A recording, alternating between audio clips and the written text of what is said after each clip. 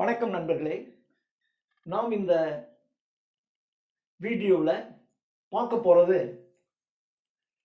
Indian கான்ஸ்டிடியூஷனில் அதனுடைய parts, பகுதிகள். ஏற்கனவே ப்ரீஆம்பிள் நம்ம பார்த்துட்டோம்.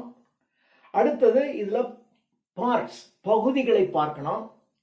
அதுக்கப்புறம் ஆர்டிகிள்ஸ் நிறைய இருக்குது. அதில் இம்பார்ட்டன்ட் ஆர்டிகிள்ஸ் பார்த்தா போதும். ஸோ இது பார்ட்ஸ் முடிச்சுட்டு, ஆர்டிகிள்ஸ் முடிச்சுட்டு, ஷெட்யூல் முடிச்சிட்டோம்னா ஆல்மோஸ்ட் முடியும். இது பேசிக். இப்போ நம்ம ஏற்கனவே இந்த ஒரு வீடியோவில் பார்த்துருக்கோம். இந்திய அரசியலமைப்பு சட்டத்தின் அடிப்படை என்று பார்க்கும்போது நம்ம 22 பகுதிகள் இருக்கு, 22 பார்ட்ஸ் இருக்கு, 395 ஆர்டிகிள்ஸ், விதிகள் இருக்கு, 12 ஷெட்யூல்ஸ், அட்டவணை இருக்குன்னு பார்த்தோம். கரெக்ட்.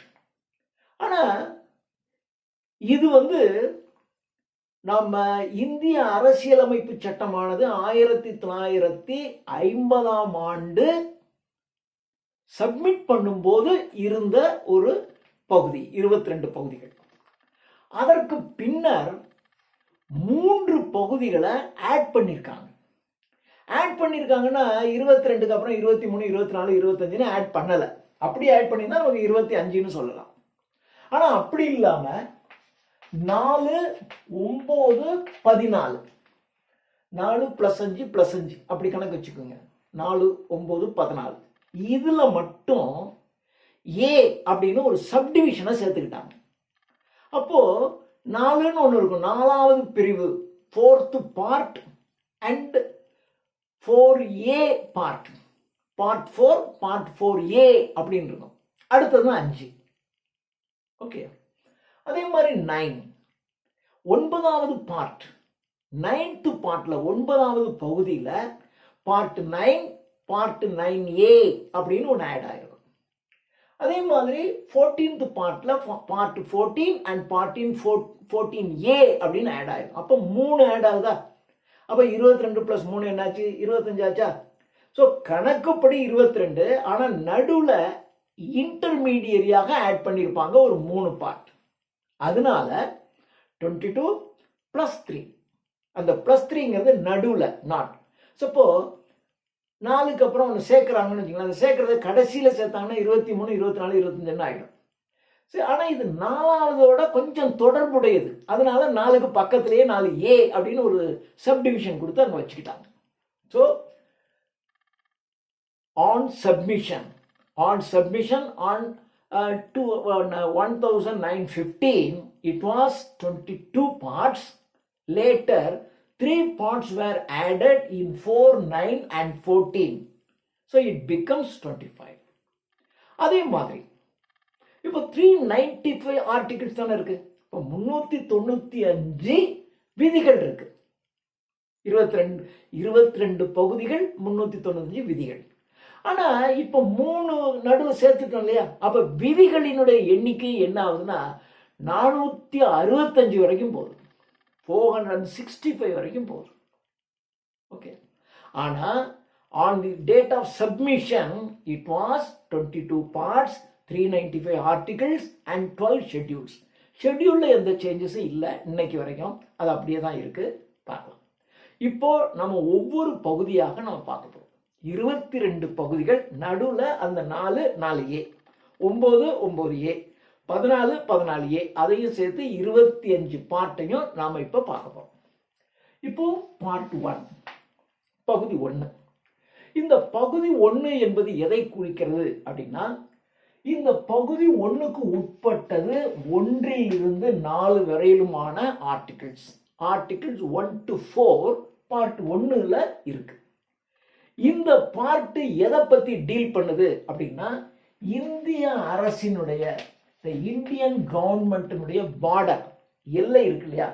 இந்திய அரசினுடைய எல்லையை குறிக்கக்கூடியது இந்த பார்ட் 1. பார்ட் 1ங்கிறது வெறும் எல்லையை மாத்திரம் குறிக்கிற. எல்லை அப்படின்னா ஓகே. அப்புறம் எதுக்கு இந்த 1 to 4 ஷெட்யூல், 1 to 4 ஆர்டிகிள்ஸ் எதுக்கு அப்படின்னா, அது அதனுடைய பரப்பளவு எவ்வளவு, புதிய மாநிலங்களை எப்படி உருவாக்குறது, இது எல்லாமே இதுக்குள்ள சேர்ந்துடும். இந்த 1 to 4க்குள்ள இந்திய அரசினுடைய கவர்மெண்ட்டினுடைய பார்டர்.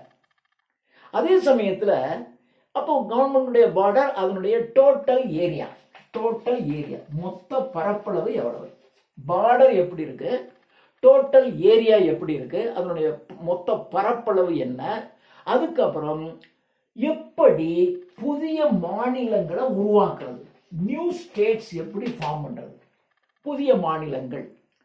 இப்போ உத்தரப்பிரதேசத்தை பிரித்து உத்தரகாண்ட் அப்படின்னு ஒரு மாநிலத்தை உருவாக்கிக்கிட்டாங்க.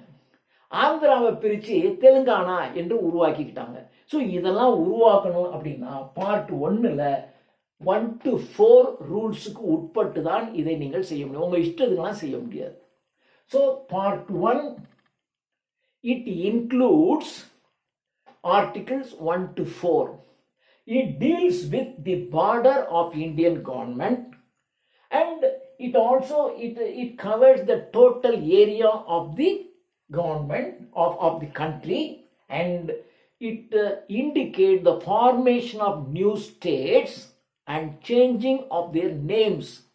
அதில் ஏதாவது நீங்கள் பெயர் மாற்றணும்னு வச்சுக்கிட்டீங்கன்னு வச்சுங்க, அதெல்லாம் இதுக்கு உட்பட்டுதான். நீங்களாம் உங்கள் இஷ்டத்துக்கு பெயர் மாற்றிக்க முடியாது. இப்போ பாம்பே அப்படிங்கிறத மும்பை அப்படின்னு மாற்றிக்கிட்டாங்க. அப்படின்னா இதெல்லாம் இந்த ஆர்டிக்கிளினுடைய இதில் தான் நீங்கள் உங்கள் இஷ்டத்துக்கு மாற்ற முடியாது. நீங்கள் சென்ட்ரல் கவர்மெண்ட்டில் கேட்டு இதனுடைய ஷெட்யூல் படி தான் நீங்கள் என்ன பண்ணலாம், பெயர் மாற்றம் செய்ய வேண்டும். ஸோ நியூ ஸ்டேட்ஸை உருவாக்குறது, சேஞ்ச் ஆஃப் நேம், பெயர் மாற்றத்தை செய்யணும் அப்படின்னா இதெல்லாம் இதுக்குள்ள உட்பட்டது. ஸோ இதுதான் part 1.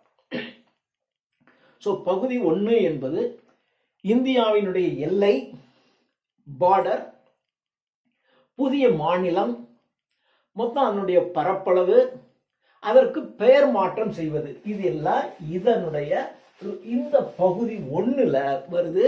It includes 1 to 4 articles, 1லிருந்து 4 வரையிலுமான ஆர்டிகிள்ஸ். அதுக்கு ஆர்டிகிள்ஸ் சொல்றது தமிழில் விதிகள் அப்படின்னு சொல்றோம்.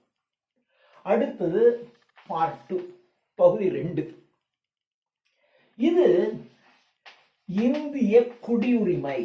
இட் டீல்ஸ் வித் இந்திய குடியுரிமை, இந்தியன் சிட்டிசன்ஷிப். நீங்கள் இந்தியாவில் நீங்கள் குடியுரிமை பெற்றதாக இருந்தால் அதுக்கு என்னென்ன கண்டிஷன். ஏன்னா பங்களாதேஷ்லேருந்து ஊடுருவி வந்துடுறாங்க, பாகிஸ்தான்லேருந்து ஊடுருவி வந்துடுறாங்க, மியான்மார்லேருந்து ஊடுருவி வந்துடுறாங்க, ஸ்ரீலங்காவிலேருந்து தமிழ்நாட்டுக்குள்ளே நிறைய பேர் வந்துடுறாங்க. அப்போது இவங்களுக்கெல்லாம் எப்படி குடியுரிமை கொடுக்கறதா கொடுக்கக்கூடாதா, குடியுரிமை கொடுக்கணும்னா என்னென்ன கண்டிஷனில் கொடுக்கறது, இதை டீல் பண்ணுறதான் பகுதி 2னுடைய rule. Part 2 deals with the citizenship, குடியுரிமை பற்றி பேசுவது பார்ட் 2. அடுத்தது பார்ட் 3. பார்ட் 3 ஃபண்டமெண்டல் ரைட்ஸ், அடிப்படை உரிமைகள். அடிப்படை உரிமைகளை பற்றி பேசுவது. இந்திய குடியுரிமை என்பது 5லிருந்து 11 ஆர்டிகிள்ஸ், 5லிருந்து 11 விதிகள் இதுக்கு உட்பட்டது. அதுக்கு அடுத்தது அடிப்படை உரிமைகள். இது 12லிருந்து 35, ஆர்டிகிள் 12லிருந்து 35 வரைக்கும், 12வது விதியிலிருந்து 35வது விதிகள் வரையிலும் இந்த அடிப்படை உரிமைகள் என்ற பகுதிக்கு உட்பட்டது. சரி, இதனுடைய முக்கியமான இந்த 3வது இந்த அடிப்படை உரிமையினுடைய நோக்கம் என்ன அப்படின்னா, ஒவ்வொரு சிட்டிசனுக்கும் there are certain ரைட்ஸ்.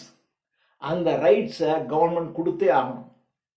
அரசாங்கம் ஒரு எதேச்சதிகாரமாக கவர்மெண்ட் நினைச்சா அது இஷ்டத்துக்கு எதை வேணாலும் செய்ய முடியாது. மக்களினுடைய ஃபண்டமெண்டல் ரைட்ஸை மீறி எதையும் செய்ய முடியாது. இப்போ சைனாவில் இதெல்லாம் கிடையாது, உரிமைன்னு இருக்கும். ஆனால் அந்த உரிமை மீறி கவர்மெண்ட் என்ன வேணாலும் செய்யும். அந்த சைனீஸ் கவர்மெண்ட் வேற. ஆனால் நீங்கள் இந்த இதில் அடிப்படை உரிமை சிட்டிசன் குடிமக்களுக்கு கொடுக்கப்பட்டிருக்கிறது. அந்த குடிமக்களுக்கு கொடுக்கப்பட்ட அடிப்படை உரிமையை மீறி அரசாங்கம் எதுவும் செய்ய முடியாது. கேட்கலாம், எனக்கு ரைட்ஸ் இருக்கு அப்படின்னு நம்ம எங்கேயும் கேட்கலாம். அப்போ கேட்கும்போது அரசாங்கம் பதில் சொல்லி ஆகணும். அப்போ அரசாங்கம் எதேச்சியா ஒரு இண்டிவிஜுவல உனக்குன்னே நான் பதில் சொல்லணும் அப்படின்னா சொல்ல முடியாது. ஸோ அரசாங்கமானது எதேச்சதிகாரமாக ஒரு மோனார்க் மாதிரி செயல்படுறதை கண்ட்ரோல் பண்ணுறதுக்காக தான் இந்த பார்ட் 3 செயல்படுகிறது. இது இது முக்கியம். பார்ட் 3 நோக்கம் என்ன அப்படின்னா இது வந்து இட் கவர்ஸ் ஆர்டிகல்ஸ் 12 to 35, 12 இருந்து 35 வரையிலும் இது கவர் பண்ணுது. அடுத்தது 4 என்பது அரசினுடைய நெறிமுறை கோட்பாடுகள். அரசினுடைய நெறிமுறை கோட்பாடு. அரசு எந்த நெறியில் எந்த வழியில அவர்கள் செயல்பட வேண்டும் என்பதற்கு there are certain rules. அதுதான் 4. இது அடிப்படை உரிமைகள் சிட்டிசன்ஸுக்கு. இது அரசாங்கத்துக்குன்னு சில நெறிமுறைகள் இருக்கு. அந்த நெறிமுறைகளை பற்றி பேசுவதுதான் part 4. This part 4 includes 36 to 51 article. 36 இருந்து 51வது விதி ஆர்டிகிள்ஸ் வந்து இதற்கு உட்பட்டது. இது 4. ஏற்கனவே நான் 4 சொல்லும்போது சொல்லியிருக்கேன், 4ஓட ஒரு ஏ ஒன்று ஆட் பண்ணணும் அப்படின்னு சொல்லியிருக்கேன். You should not take it as 5. இதை 5ன்னு எடுத்துக்க கூடாது. இதுக்கு 4A. அடிப்படை உரிமைகளை சொல்லும்போது அடிப்படை உரிமைகள் தான் சொல்லியிருந்தாங்க. ஆனால் மக்களுக்கு என்ன கடமைகள்னு சொல்லலை. இப்போ நம்ம என்ன பேச ஆரம்பிச்சிட்டோம், எனக்கு இந்த உரிமை இருக்கு ரைட்டியா? உனக்கு இந்த உரிமை வேணும்னா உனக்கு என்ன கடமை? மக்களுக்கு கடமை ஒன்று வேணும்ல. ஸோ மக்கள் கடமையை பற்றி பேசாமல் தன்னுடைய உரிமையை பற்றி மட்டுமே பேச ஆரம்பிச்சிட்டான். அப்போ கவர்மெண்ட் பார்க்குது, ஸோ இவன் உரிமை தான் பேசுகிறான்டா. அப்போ அவனுக்குரிய நான் எனக்குரிய கடமையை செய்கிறேன், செஞ்சுட்டு எனக்கு உரிய உரிமையை நான் கேட்குறேன், நியாயம். ஆனால் என் கடமையெல்லாம் செய்ய மாட்டேன், ஆனால் எனக்கு இந்த உரிமை இருக்கு, நீ கொடு அப்படின்னு சொல்கிறோம். இது சரியில்லை. அப்போ அரசாங்கம் என்ன பண்ணுதுன்னா, இப்போ ஒரு பகுதியை என்ன பண்ணுறாங்கன்னா இன்க்ளூட் பண்ணுறாங்க. அப்படி இன்க்ளூட் பண்ணும்போது இதுக்கு கீழே அரசினுடைய மனுஷனுடைய அடிப்படை உரிமைகள், கவர்மெண்ட் எப்படி செயல்படணும், அதே சமயத்தில் மனிதனுடைய அடிப்படை கடமைகள் என்ன, அடிப்படை கடமைகளை இது டீல் பண்ணுது. ஃபண்டமெண்டல் டியூட்டிஸ், அடிப்படை கடமைகளை செய்கிறது. இது 51. இது பார்ட் 4A. இது 51A, 51A என்ற ஒரு ஆர்டிகிள். 51A என்ற ஒரு விதிக்கு உட்பட்டு 4A என்ற ஒரு பகுதி புதிதாக இணைக்கப்பட்டிருக்கிறது. இதற்கு அடிப்படை கடமைகள், ஒவ்வொரு குடிமகனும் என்ன செய்யணும், என்ன செயல்படுத்தணும் அப்படிங்கிறத இது டீல் பண்ணுது. இது அடுத்தது 5வது குடியரசுத் தலைவர், பிரசிடென்ட். குடியரசுத் தலைவர், பிரசிடென்ட் ஆஃப் இந்தியா, குடியரசுத் தலைவர். அப்புறம் சென்ட்ரல் கவர்மெண்ட், மத்திய அரசு. அதுக்கப்புறம் உச்ச நீதிமன்றம். இது மிக மிக முக்கியமானது. இந்த பகுதி மிக முக்கியமானது because it deals with the President of India, Central Government and Supreme Court, உச்ச நீதிமன்றம்.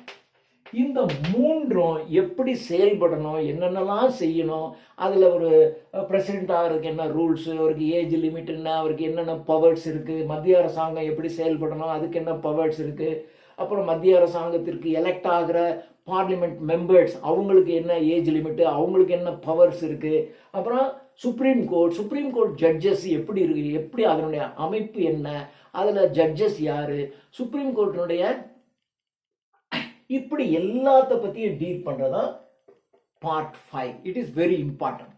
இதில் 52லிருந்து 151 ஆர்டிகிள்ஸ் வரைக்கும், கிட்டத்தட்ட 100 ஆர்டிகிள்ஸ் இட் டீல்ஸ். எல்லாத்தையும் இது மிக மிக முக்கியமானது part 5 because it deals with the powers and duties and eligibility of President of India and central government, how the central government functions, and the Supreme Court, the structure of Supreme Court and Supreme Court judges. இதெல்லாம் deal பண்ணுறது articles 52லிருந்து 151 வரையிலும். இதை நீங்கள் தெரிஞ்சு வச்சுக்கணும். அடுத்தது 6வது பகுதி 6. ஸோ 5 எப்படி பண்ணுதோ, 5 எதை பற்றி பேசுது, பிரசிடென்ட் ஆஃப் இந்தியா, அது சென்ட்ரல் கவர்மெண்ட்டுடைய ஹெட்டு. ஸ்டேட் கவர்மெண்ட்டுக்கு யார் இருக்கா, கவர்னர். ஸோ 6 ஆளுநர், கவர்னர். அது மத்திய அரசு. இது 6ல மாநில அரசு. 5ல சுப்ரீம் கோர்ட், இங்க ஹைகோர்ட். ஒரு மாநிலத்தை பொறுத்த வரைக்கும் ஹையஸ்ட் ஜூரிஸ்டிக்ஷன் எது? ஹைகோர்ட். ஒரு ஸ்டேட் கவர்மெண்ட்டை பொறுத்த வரைக்கும் ஜுடிஷியல்ல ஹையஸ்ட் எது? ஹைகோர்ட். ஆனா ஒரு கண்ட்ரியில ஹையஸ்ட் ஜுடிஷியல் அத்தாரிட்டி எது? சுப்ரீம் கோர்ட் இல்லையா? அதனால 5 அப்படியே வச்சுக்கிட்டீங்கன்னா 6 அப்படியே. இது 152ல இருந்து 237 வரைக்கும். இதுவும் பெரிய ஆர்டிகிள்ஸ். இதுலயே நிறைய ஆர்டிகிள்ஸ் இருக்கு. இதுலயும் ஆளுநர், அவருடைய பவர்ஸ் என்ன, ஸ்டேட் கவர்மெண்ட், அந்த ஸ்டேட் கவர்மெண்ட் ஸ்ட்ரக்சர் என்ன, அவங்களுக்கு எம்எல்ஏவா எலெக்ட் ஆகிறவங்களுக்கு ரூல்ஸ் என்ன, ரெகுலேஷன் என்ன, அவங்களுடைய பவர்ஸ் என்ன, அங்கே இருக்கிற மினிஸ்டர்ஸ்க்கு எப்படி பவர், எத்தனை எம்எல்ஏஸ் இருந்தால் எப்படி எத்தனை மினிஸ்டர்ஸ் இருக்கலாம், ஹைகோர்ட்டு, இதனுடைய ஹைகோர்ட்டில் இருக்க ஜட்ஜஸ்ஸு, இது எல்லாத்த பற்றியும் பேசுறது பார்ட் 6. இது ஆர்டிகிள்ஸ் 152 to 237. அடுத்தது 7. இந்த 7ங்கிறது முதல் அட்டவணை இருந்துச்சு இல்லையா? அட்டவணை 1. அட்டவணை 1 என்ன பேசுது? இந்திய அரசின் எல்லை. ஓகே. அதுக்கப்புறம் அதனுடைய பரப்பளவு. ரைட். அப்புறம் புதிய மாநிலங்களை உருவாக்குறது, அந்த மாநிலங்களை பெயர் மாற்றம் செய்கிறது இல்லையா? இதுதான். இந்த 7வது பகுதி வந்த உடனே இது என்னன்னா, இந்த ஃபர்ஸ்ட் பார்ட் இருக்கு இல்லையா, அதில் சொல்லப்பட்டிருக்கின்ற மாநிலங்கள், யூனியன் பிரதேசம், union territories, states and union territories தொடர்புடையதான் இது. அதான் இது அதோட தொடர்புடையது. அதான் 1ஓட நீ என்ன பண்ணும்? 7 எடுத்துக்கணும். இது என்ன பண்ணும் அப்படின்னா, 1956ல ஒரு சட்ட திருத்தம் கொண்டு வந்தாங்க. அந்த சட்ட திருத்தம் 7வது சட்ட திருத்தம். அதாவது 7வது சட்ட திருத்தம் 1956ல கொண்டு வந்தாங்க. நம்ம கான்ஸ்டிடியூஷன் 1949ல கொண்டு வந்து எக்ஸிக்யூட் ஆனது 1950 ஜனவரி 26 இல்லையா? 6 வருஷம் கழிச்சு இந்த ஒரு சட்ட திருத்தம், 7வது சட்ட திருத்தம். அப்போ 1950ல இருந்து இந்த 56க்குள்ள ஏற்கனவே சட்டத்துல 6 இடத்துல திருத்தியாச்சு. இப்போ 7வது சட்ட திருத்தம் பண்றாங்க. இந்த 7வது சட்ட திருத்தம் என்ன பண்றாங்கன்னா, பகுதி 1 இருக்குல்ல, அந்த பகுதி 1ல இருக்கக்கூடிய மாநிலங்கள் இருக்கு இல்லையா, அந்த மாநிலங்களை பூரா தூக்கிட்டான். அந்த அட்டவணையே காலின்னு வச்சுங்களேன். முதலாவது அட்டவணையை தூக்கியாச்சு.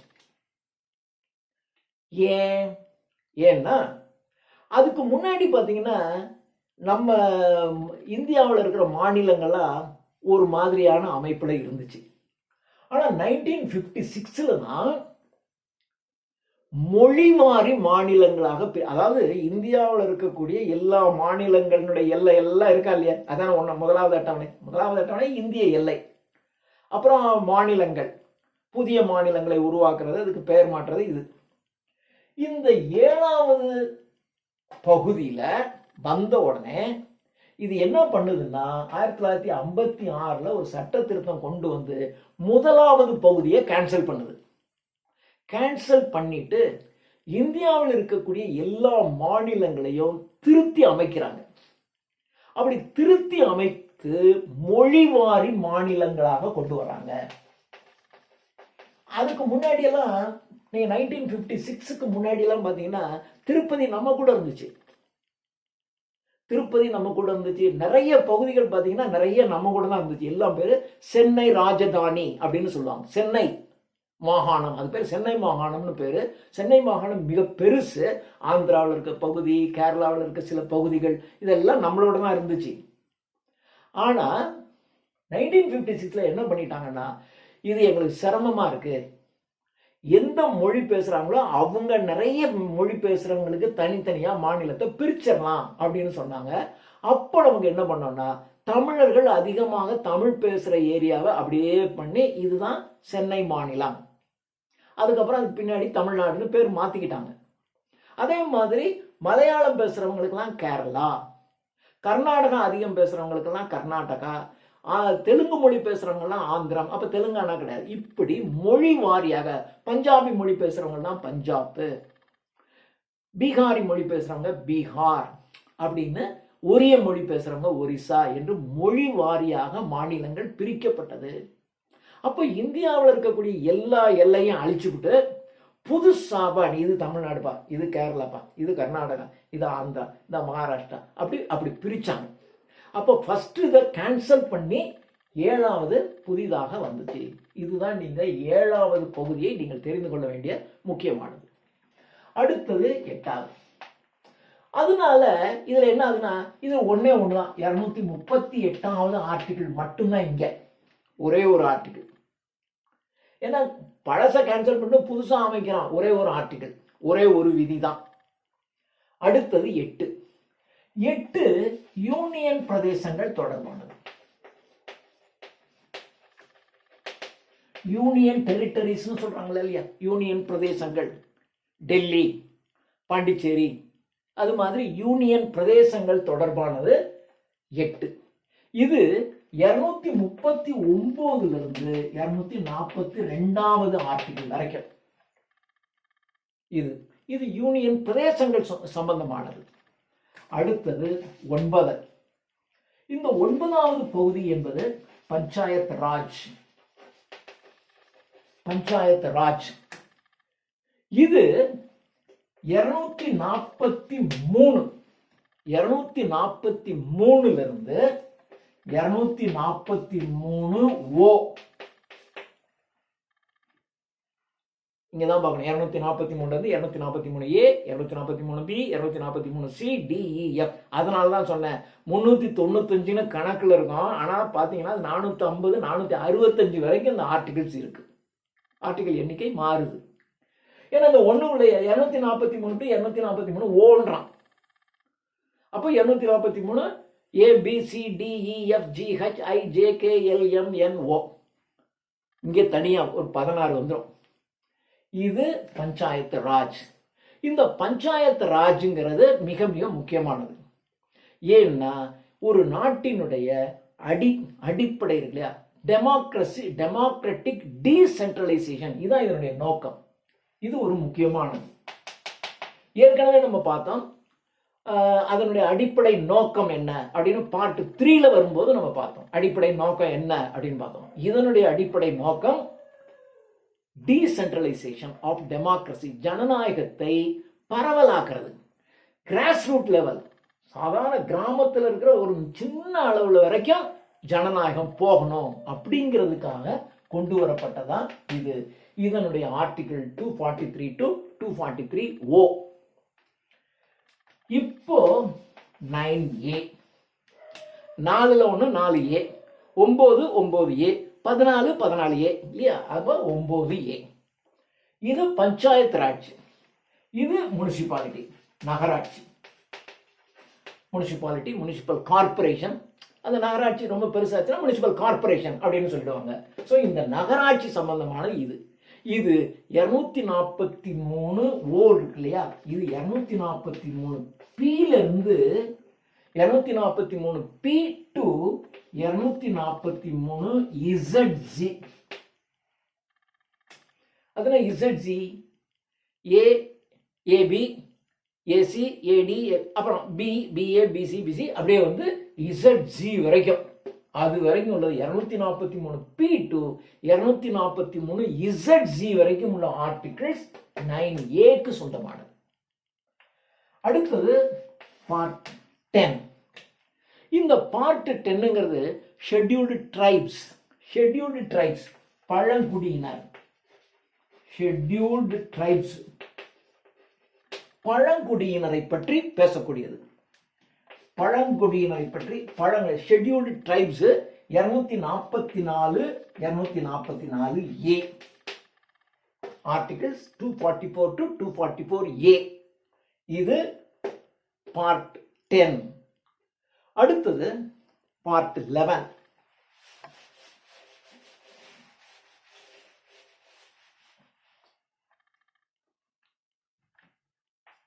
பார்ட் 11. பார்ட் 11 சென்ட்ரல் கவர்மெண்ட்டுக்கும் ஸ்டேட் கவர்மெண்ட்டுக்கும் உள்ள ரிலேஷன்ஷிப் எப்படி இருக்கணும், மத்திய மாநில அரசினுடைய உறவுகள், the relationship between central government and the state government. மத்திய அரசாங்கம் மாநில அரசாங்கம், ஏன்னா இதுவும் இருக்கணும் அதுவும் இருக்கணும். இது ஒன்று செஞ்சுட்டு அது ஒன்று ரெண்டு ஏட்டிக்கு புட்டியாக செய்யக்கூடாது. ஒரு வீட்டில் மாமியார் ஒன்று மாதிரி செய்கிறது, மருமகள் ஒன்று மாதிரி, ரெண்டு பேரும் ஏட்டிக்கு புட்டி செஞ்சால் வீடு விளங்காது. அது மாதிரி மத்திய அரசாங்கம் என்ன நோக்கத்தில் இருக்கோ அதே மாதிரி மாநில அரசாங்கத்தினுடைய நோக்கமும் அதோடு இணைந்து செயல்பட வேண்டும். நாம் மத்திய மாநில அரசுகளினுடைய உரிமைகளை பற்றி, அதனுடைய உறவுகள், நாட் ரைட்ஸ், த ரிலேஷன்ஷிப், இதை பற்றி பேசுறதா இது. இது 245 to 263, கிட்டத்தட்ட ஒரு 28, 18, 245 to 263, 18. இது மத்திய மாநில உறவுகளை பற்றி பேசுறது. அடுத்தது ஃபண்டு, வெல்த், ஃபண்டு, வெல்த். அடுத்தது இதனுடைய கான்ட்ராக்ட், ஒப்பந்தங்கள், இதெல்லாம் பத்தி பேசுறது பார்ட் 12. இதனுடைய ஃபைனான்ஸ், ஸ்டேட் கவர்மெண்ட்டுடைய ஃபைனான்ஸு, சென்ட்ரல் கவர்மெண்ட்டுடைய ஃபைனான்ஸ் எப்படி இருக்கணும், ஸ்டேட் கவர்மெண்ட்டுடைய அசெட்டு, சென்ட்ரல் கவர்மெண்ட்டுடைய அசெட்டு. சிலது பார்த்தீங்கன்னா மாநில அரசினுடைய நிலப்பரப்பு, சொத்து. சிலது பார்த்தீங்கன்னா இது சென்ட்ரல் கவர்மெண்ட்டுக்கு சொந்தமானது அப்படின்னு சொல்லிடுவாங்க. அப்போ மாநில அரசுக்கான சொத்து எது, மத்திய அரசுக்கான சொத்து எது. அப்புறம் ஒப்பந்தங்கள். அப்புறம் இதுல ஏதாவது மீறப்பட்டுச்சுன்னா அதுக்கு வழக்கு போடுவாங்க இல்லையா, அதுக்கு பேர் உரிமை வழக்குகள்னு பேர். இப்போ சிலது சென்ட்ரல் கவர்மெண்ட் சொல்லிடும் இந்த நிலம் எங்களுக்கு சொந்தம். உடனே ஸ்டேட் கவர்மெண்ட் என்ன சொன்னோம், நோ இது எங்களுக்கு சொந்தம் அப்படின்னு. இல்லை இது ரயில்வேயினுடைய அசெட்டு, இது ரயில்வேக்கு சொந்தமானது. அப்போ ரயில்வேனா நேச்சுரலாக சென்ட்ரல் கவர்மெண்ட்டுக்கு போய்டும்ல அப்படிங்க. இல்லை இது ரயில்வேக்கு சொந்தமானது கிடையாது, இது ஸ்டேட் கவர்மெண்ட்டுக்கு. அப்போ ரெண்டுக்கும் இடையில ஒரு வழக்கு நடக்கும். அந்த வழக்கெல்லாம் பார்ட் 12 தான் வரும். இது 263 முடியுதா, அப்போ 264 to 300A, 300A அது வரையிலும். அப்போ 300 இருந்திருக்கும், 301 தான் இருந்திருக்கும். அங்கே ஒரு புதிதாக ஒரு ஆர்டிக்கிளை சேர்த்துருப்பாங்க. அதனால தான் அந்த 300A அப்படின்னு வச்சுக்கிட்டாங்க. அதனால தான் இதில் நம்ம 395ன்னு சொன்னாலும் இது 465 வரைக்கும் போகும். ஓகே, இது 12. அடுத்தது 13. 13ங்கிறது within the jurisdiction of Indian government, இந்திய எல்லைக்குள்ள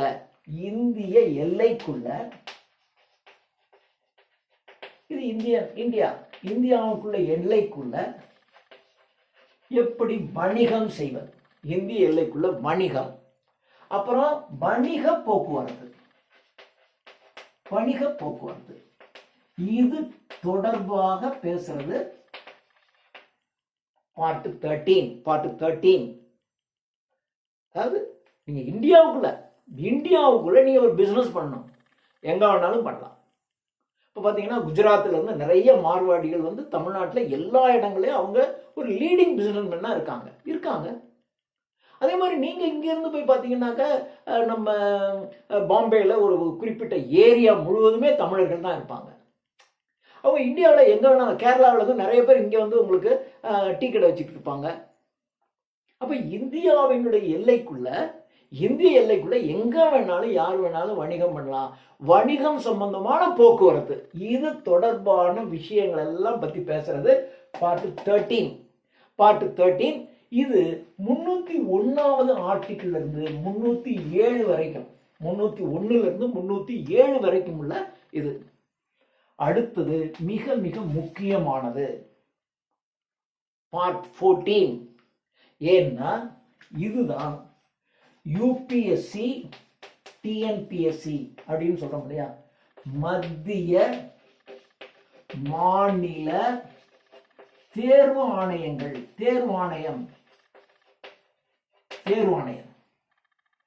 இது சென்ட்ரல் கவர்மெண்ட் தனக்கு வேணுங்கிற ஆட்கள் எல்லாம் இந்தியா முழுக்க எங்கிருந்து வேணாலும் அது செலக்ட் பண்ணிக்கும். இது Tamil Nadu government TNPSC, Tamil Nadu public service commission, இது யூனியன் பப்ளிக் சர்வீஸ் கமிஷன். அப்போ தமிழ்நாடு தன்னுடைய பப்ளிக் சர்வீஸ் கமிஷன்ல தன்னுடைய நாட்டுக்குள்ள தமிழ்நாட்டு பகுதியில வேலை செய்வதற்கு ஆட்களை தேர்ந்தெடுக்கிறதுக்கு உள்ள ஒரு தேர்வு ஆணையம் டிஎன்பிஎஸ்சி. இது 308 323 ஆர்டிகிள் வரைக்கும் இதை பத்தி பேசுறதா.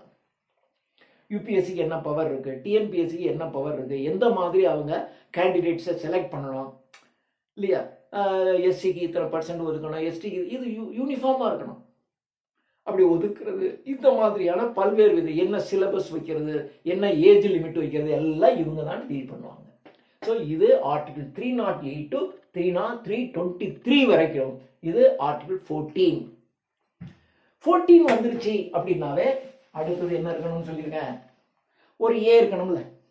4A 9A 14A. இந்த 14A என்பது தீர்ப்பாயங்கள்.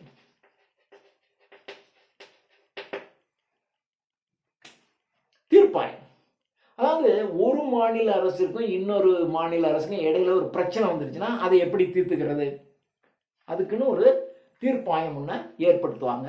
அவங்க தான் என்ன பண்ணுவாங்க, அதில் என்ன யார் யாரெல்லாம் அந்த தீர்ப்பாயத்தில் இருக்கணும், இந்த கவர்மெண்ட் சார்பான ஆள். இப்போ காவேரி பிரச்சனை நமக்கும் கர்நாடகத்துக்கும் இருக்கு.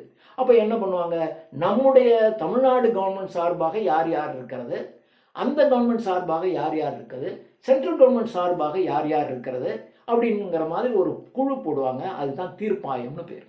அவங்க என்ன சொல்றாங்களோ அதை நீங்க என்ன பண்ணலாம், 2 கவர்மெண்ட்டும் கேட்டே ஆகணும். அப்படி கேட்கல அப்படின்னா சுப்ரீம் கோர்ட்டில் போய் இவங்க கேட்க மாட்டேங்கிறாங்கன்னு சொல்லலாம், அவங்க டைரக்ஷன் கொடுத்துருவாங்க. ஸோ இதுதான் தீர்ப்பாயம். This is 14A. அடுத்தது மிக மிக மிக முக்கியமானது தேர்தல், எலெக்ஷன் கமிஷனர், தலைமை தேர்தல் அதிகாரி.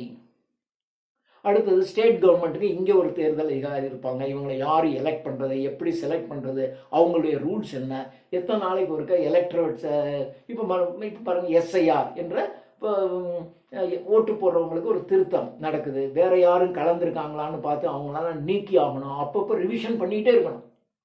ஏன்னா யாராவது உள்ளே போந்து தப்பாக பண்ணிடுவாங்க, செத்து போனவங்களாம் உள்ளே இருப்பாங்க, அதை யாராவது ஓட்டு போட்டுக்கிட்டு இருப்பான். இதெல்லாம் கரெக்ட் பண்ணி சரியாக கொண்டு வரணும், சரியாக தேர்தல் நடத்தணும். இது 15. இது 5 தான், 324 ஆர்டிகிள் வரைக்கும் 15. இது அடுத்தது 16, 16வது பகுதி. இந்த 16வது பகுதி என்ன பண்ணும் அப்படின்னு பார்த்தீங்கன்னா, 16வது பகுதி எஸ்சி பிசில இருந்து ஆரம்பம். பிற்படுத்தப்பட்டோர் யாரு, ஷெட்யூல்டு காஸ்ட் யாரு, ஷெட்யூல்டு ட்ரைப் சீர் மரபினர் இவங்க யாரு, ஆங்கிலோ இந்தியன்ஸ். இந்த 4 பேரையும் பிரிச்சு இவங்களுக்கு சிறப்பு சலுகைகள் கொடுக்கணும். ஏன்னா பேக்வர்ட் கம்யூனிட்டி, ஒரு காலத்தில் இந்த கம்யூனிட்டியை கொஞ்சம் ரொம்ப முன்னேறாமல் இருந்தாங்க. அதனால பிசி. எஸ்சி ஷெட்யூல்டு காஸ்ட் பின்தங்கிய வகுப்பினர். அடுத்தது ஷெட்யூல்டு ட்ரைப் சீர் மரபினர், ஆங்கிலோ இந்தியன்ஸ். இங்கேருந்து இங்கிலீஷ்காரங்க போகும்போது அந்த ஆங்கிலேயர்களுக்கும் இந்தியர்களுக்கும் பிறந்தவங்க ஆங்கிலோ இந்தியன்ஸ். இவங்க எதில் வச்சுக்கிறது, இவங்க தே ஆர் நெய்தர் இங்கிலீஷ் நார் இந்தியன்ஸ். அப்போது அந்த மாதிரி ஆங்கிலோ, இப்போ அந்த மாதிரி யாரும் இல்லை. ஆனால் நீங்கள் கவர்மெண்ட் இங்கேருந்து நாடு சுதந்திரம் அடையும் போது பார்த்தீங்கன்னா எல்லா ஊர்லேயும் நிறைய பேர் ஆங்கிலோ இந்தியன்ஸ் இருப்பாங்க. இப்போ அந்த ஆங்கிலோ இந்தியன்ஸ் ஆல்மோஸ்ட் இல்லை, அப்படி ஆயிடுச்சு. So Anglo Indians. ஸோ இவங்களுக்கு என்னென்ன மாதிரியான சிறப்பு சலுகைகள் கொடுக்கணும், இதுதான் 16வது பகுதி டீல் பண்ணுற விஷயம். அடுத்தது இது அது 329 பார்த்தோமா. இப்போ 330 342 வரைக்கும் ஆர்டிகிள் 330 to 342. அடுத்தது 17வது ஷெட்யூல் 17. இது மிக மிக முக்கியமானது. Part 17 schedule. இது எதை பத்தி பேசுதுன்னு சொன்னா ஆட்சி மொழிகள். ஏன்னா இந்த நாட்டில் நிறைய லாங்குவேஜஸ் இருக்கு. 22 அஃபீஷியல் லாங்குவேஜஸ் இருக்கு. 22 அஃபீஷியல் லாங்குவேஜஸ் இருக்கு. இந்த 22ல் 9 லாங்குவேஜ் வந்து செம்மொழி. செம்மொழி அந்தஸ்து பெற்றது 9 லாங்குவேஜஸ் இன் இந்தியா. மொத்தம் 22 லாங்குவேஜஸ் அப்ரூவ்டு லாங்குவேஜஸ். அன்அப்ரூவ்டாக நிறைய லாங்குவேஜஸ் இருக்கு. அப்போ இந்த மொழிகள் சம்பந்தமான ஒரு தீர்மானம் பண்ணுவது பார்ட் 17. இது 342. இது 343ல இருந்து 351 கூட 351 வரைக்கும் ஆட்சி மொழிகள். அடுத்தது இது இருந்துச்சு, எமர்ஜென்சி டிக்ளேர் பண்றது, அவசர நிலை பிரகடனம். இது ஒரே ஒரு தடவை தான் இந்தியாவில் செய்யப்பட்டிருக்கு. 351ன்னா 352ல இருந்து 360 வரைக்கும் ஒரே ஒரு தடவை இந்திரா காந்தி ஆட்சி செய்யும் போது, பிரியாம்பிள்ளையே நான் சொல்லியிருக்கேன், ஒரே ஒரு தடவை தான் இதை செஞ்சாங்க. அதுக்கப்புறம் அடுத்து இந்த கவர்மெண்ட், ஜனதா கவர்மெண்ட் வந்து இந்த சட்டத்தை வந்து அரசியலமைப்பு சட்டத்தை ரொம்ப டைட்டன் பண்ணி எந்த காரணத்தை கொண்டும் நீங்கள் எமர்ஜென்சிலாம் நாட்டுக்கு வரவே கூடாது. எக்ஸ்ட்ராடினரி சிச்சுவேஷன், வெளிநாட்டுக்காரங்க உள்ளே வந்துட்டாங்க, ரொம்ப பெரிய சண்டை நடக்குது, என்ன பண்ணுறதுனே தெரியல, அது மாதிரி எக்ஸ்ட்ராடினரி சர்க்கம்ஸ்டன்சஸ் வரும்போது அப்போ உரிய ஆட்களை கன்சல்ட் பண்ணி அப்போ தான் நீங்கள் டிக்ளேர் பண்ணணும். அப்புறம் அந்த பிரச்சனை முடிஞ்ச உடனே மீண்டும் பழைய நிலைக்கு வந்துடணும். அது மாதிரி சட்டத்தை மாற்றிட்டாங்க.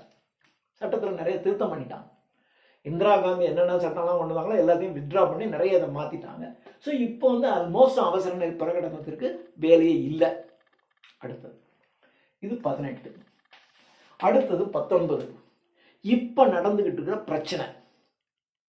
இப்போ நம்முடைய மாநிலத்தினுடைய ஆளுநர் எம் ரவி. இந்த ரவி வந்து என்ன பண்றாரு, இந்த கவர்மெண்ட் கொடுக்குற சட்டசபையில் தீர்மானம் போட்டு நிறைவேற்றினா உடனே அவர் எஸ் சொல்ல மாட்டேங்கிறாரு. அவர் நிறைய தான் பண்ணிடுறாரு, ஆனால் சிலதை மாத்திரம் அவர் பெண்டிங் வச்சுக்கிறாரு, பாஸ் பண்ண விட மாட்டார். ஏன் பாஸ் பண்ண விடலை? அப்போ அவருக்கு என்ன அதில் இருக்கு? இப்போ உடனே ஸ்டேட் கவர்மெண்ட் என்ன பண்ணுச்சு, மு.க. ஸ்டாலினுடைய அரசாங்கம் சுப்ரீம் கோர்ட்டில் வழக்கு தொடர்ந்துச்சு. வழக்கு தொடர்ந்த உடனே அவங்க ஒருத்தவங்க ஒன்று போட்டு டக்குன்னு என்ன பண்ணிட்டாங்கன்னா, ஆளுநர் ரவி உங்களுக்கு வந்து ஒரு சட்டம் பாஸ் பண்ணி அனுப்பினால் இத்தனை 3 மாதங்களுக்குள்ளாக நீங்கள் அதை எஸ் சொல்லணும் அல்லது திருப்பி அனுப்பணும், ஏதோ ஒன்று செய்யணும், நீங்கள் பெண்டிங்லாம் போடக்கூடாது அப்படின்னு ஒரு டைம் விதிச்சாங்க. அதே மாதிரி ஜனாதிபதிக்கும் டைம் விதிச்சாங்க.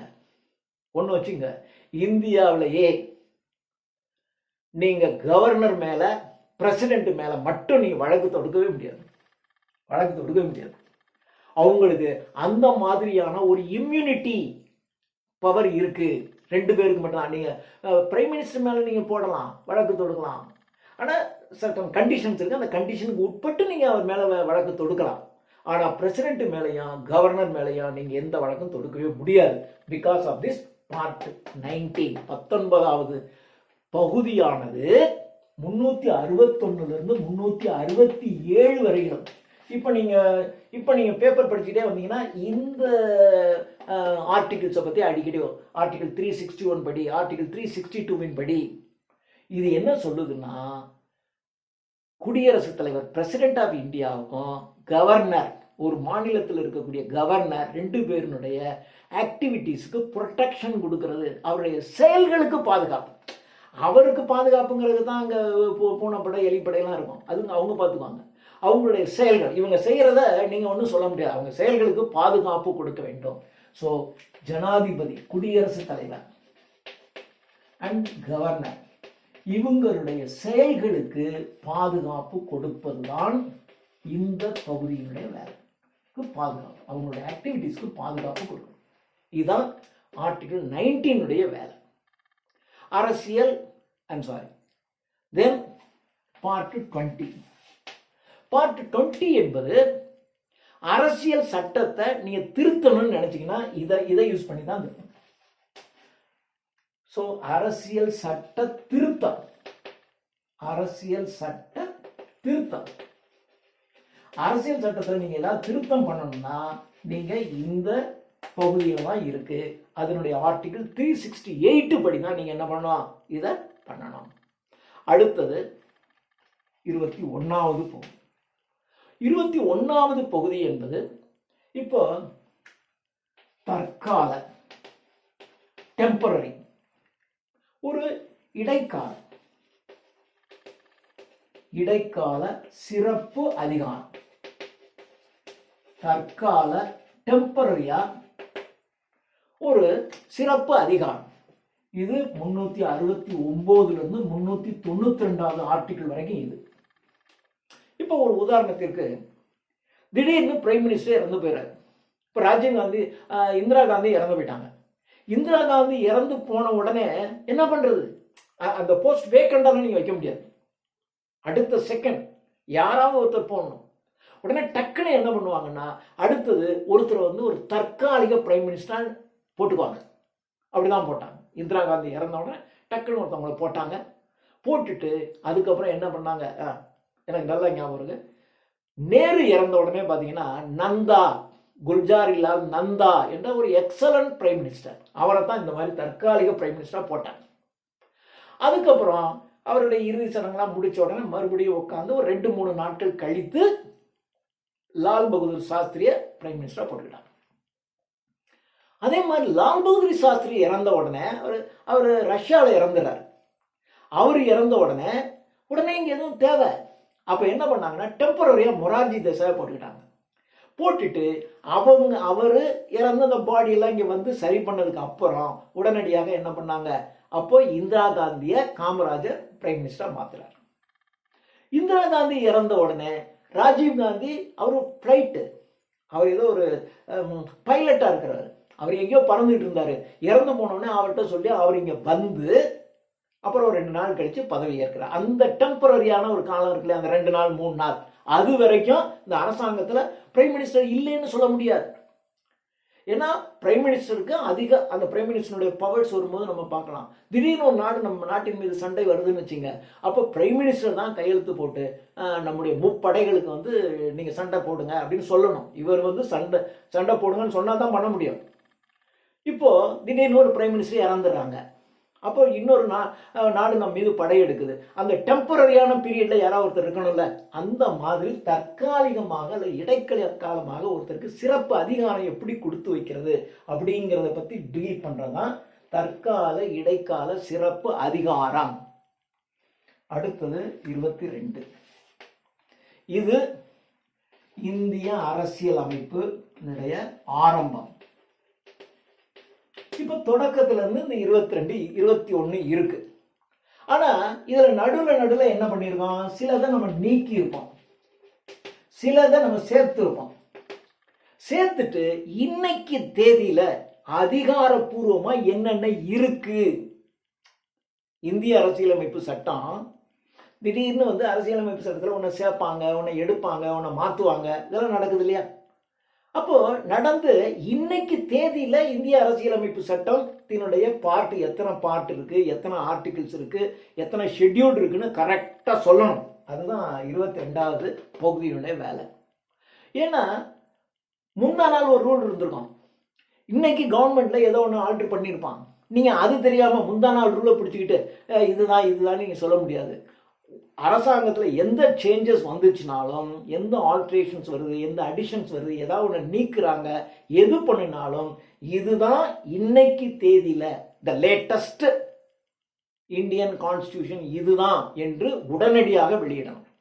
அது உடனே வெளியிடணும். அந்ததன்படி தான் இதுக்கு பின்னாடி அரசாங்கம் பூரா செயல்படும். நேற்று வேற மாதிரி இருந்திருக்கும், ஆனா இன்னைக்கு அதில் திருத்திட்டாங்கல்ல, அந்த திருத்தத்திற்கு உட்பட்ட புது அரசியலமைப்பு சட்டம் இருக்கு இல்லையா, அதை உடனடியாக உருவாக்கணும். இதுதான் ஆர்டிகிள் 22 வேலை. இது 393 இருந்து 395. இப்ப பாருங்க, 22 பார்ட்ஸ் இருக்குன்னு நான் சொல்லியிருக்கேன். ஆனா 4A 9A 14A + 3 25. கணக்குப்படி 395. ஆனா நடுவில் பார்த்தீங்கன்னா AO AB CBC இதெல்லாம் வருது. எல்லாத்தையும் சேர்த்தா இது கிட்டத்தட்ட 450 இருந்து 465 ஆர்டிகிள்ஸ் வரைக்கும் இருக்கு. ஓகேயா? இது நம்ம பார்ட்ஸை பத்தி பார்த்துட்டோம். அடுத்தது இவ்வளோ ஆர்டிகிள்ஸையும் நீங்கள் பார்க்கணுங்கிற அவசியம் இல்லை. அதில் இம்பார்ட்டன்ட் ஆர்டிகிள்ஸ் மட்டும் நம்ம பார்த்துக்கிட்டா போதும். அது கிட்டத்தட்ட ஒரு 25 ஆர்டிகிள்ஸ் இருக்குது. அது மாத்திரம் நம்ம தெரிஞ்சுக்கிட்டா போதும். ஸோ இன்னொரு வீடியோவில் இந்த இம்பார்ட்டன்ட் ஆர்டிகிள்ஸ், அடுத்தது 12 ஷெட்யூல்ஸ், அந்த 12 அட்டவணைகள் இருக்கு இல்லையா, அது ஒரு வீடியோ. இந்த ஷெட்யூல் இதை பார்த்துட்டோம்னா ஆல்மோஸ்ட் முடிஞ்சு போயிடும். அப்புறம் ஜனாதிபதிக்கு என்ன அதிகாரம் இருக்குது, பிரைம் மினிஸ்டருக்கு என்ன அதிகாரம், மத்திய அரசு, மாநில அரசு, அதெல்லாம் தனித்தனியாக நம்ம பார்க்கலாம். தேங்க்யூ.